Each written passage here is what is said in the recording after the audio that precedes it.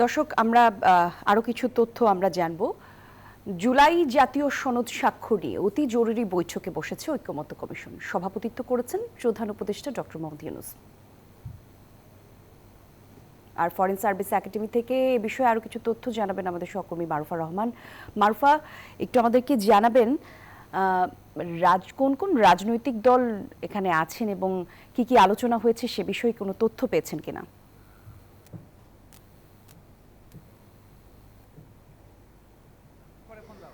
BNP, Jamaat, NCP এবং AB party সহ মূলত এই রাজনৈতিক যে সংলাপ জুলাই সনদ কেন্দ্রিক, সেই সংলাপে যে ৩২টি দল অংশগ্রহণ করেছিল তারা সকলেই আমন্ত্রিত আজকের এই অতি জরুরি যে বৈঠকটি প্রধান উপদেষ্টা ডেকেছেন সেই বৈঠকে। এবং এই বৈঠকে মূলত আলাপ হওয়ার কথা রয়েছে যে এজেন্ডা নিয়ে, সেটা আমরা জানতে পেরেছি জুলাই সনদ স্বাক্ষর ভিত্তিক কোনো একটি জটিলতা দেখা দিয়েছে বলে আমরা জানতে পেরেছি। কোনো রাজনৈতিক দল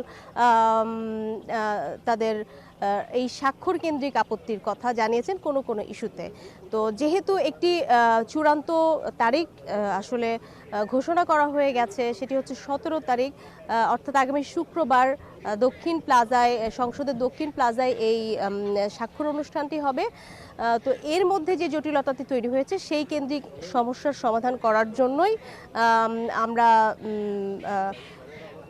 অসমর্থিত সূত্রে বরাত দিয়ে বলতে পারি যে আলোচনাটি আসলে চলছে। তো প্রধান উপদেষ্টা যেহেতু এই জুলাই সনদ যেই কমিটি সেটির সভাপতি, তো সেই সভাপতির উপস্থিতিতেই সকল রাজনৈতিক দলদেরকে ডেকে এই সমস্যা সমাধানের চেষ্টা করা হচ্ছে। তবে এর আগে বিকেলে কিন্তু রাষ্ট্রীয় অতিথি ভবন যমুনায় কমিশনের সকলের সঙ্গে অধ্যাপক আলী রিয়াজ সহসভাপতি সহ সকলের সঙ্গে বসে তারিখটি চূড়ান্ত করা হয়েছে এবং এখন পর্যন্ত শুক্রবারে সংসদের দক্ষিণ প্লাজায় জুলাই সনদে স্বাক্ষর করার কথা রয়েছে। তো এই মুহূর্তে আসলে কথা বলছেন ঐক্যমত্য কমিশনের যে ইয়েটি চলছে, সেখানে কথা বলছেন বিএনপির স্থায়ী কমিটির সদস্য ডক্টর সালাউদ্দিন আহমেদ। আমরা সরাসরি সেখানে চলে যাচ্ছি, সেখান থেকে ফেরত আসলে আবারও যে বাড়তি তথ্য আছে সেটি জানানোর চেষ্টা করব। মাননীয় প্রধান উপদেষ্টা বলাই আছে যে সমস্ত রাজনৈতিক দল নির্বাচনী ইশতেহারে নোট অফ ডিসেন্টগুলো উল্লেখ করে জনগণের ম্যান্ডেট প্রাপ্ত হবে, তারা সেইভাবে নোট অফ ডিসেন্টগুলো বাস্তবায়ন করতে পারবে। এখন আমাদের কিছু নোট অফ ডিসেন্ট আছে, অন্য একটা দলের কিছু নোট অফ ডিসেন্ট আছে। তারা যদি সংসদে ম্যান্ডেট প্রাপ্ত হয়ে যায়, সেরকম মেজরিটি পায়, তাহলে তারা সেটা বাস্তবায়ন করবে। আমরা খুব বেশি বিষয় ওখানে উল্লেখ করিনি, কয়েকটা বিষয় আছে বাস্তবতার ভিত্তিতে করেছি। আমরা ৭০ অনুচ্ছেদে, যখন প্রথম অনুচ্ছেদ ৭০ অনুচ্ছেদে আমরাই রাজি হই প্রথম নোট অফ ডিসেন্ট সহকারে, যে হ্যাঁ এমপিদের স্বাধীনতা দুই ক্ষেত্রে থাকবে না, অর্থ বিল এবং আস্থাভোট।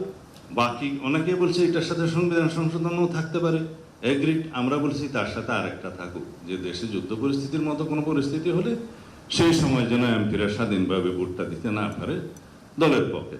এটা খুব মেজর কিছু নয়। প্রধান বিচারপতি নিয়োগের ক্ষেত্রেও একই। কেউ বলেছে আপিলের ডিভিশন থেকে নিয়োগ করতে হবে, সেটা একটা ডেভেলপমেন্ট। আগে সেই বাধ্যবাধকতা ছিল না, যে কাউকে বানানো যেত।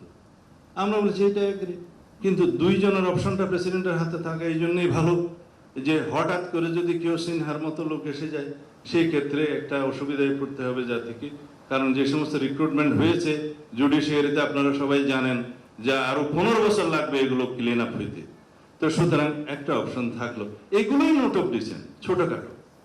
আমরা বলেছি আমরা দ্বিতীয় চেম্বার চাই, আপার হাউস চাই, 100 সদস্যের চাই, কিন্তু সেই নিয়োগ প্রক্রিয়া বা মনোনয়ন প্রক্রিয়া বা নির্বাচন প্রক্রিয়া নিয়ে একটু নোট অফ ডিসেন্ট আছে, 2 রকম প্রক্রিয়া আছে। এগুলোই সামান্য নোট অফ ডিসেন্ট। এখন যদি প্রতিটা প্রশ্ন গণভোটে আসে, সেই গণভোট একটা অসংখ্য প্রশ্নাবলীর একটা সংকলিত বই হয়ে যাবে, আর ব্যালট থাকবে না।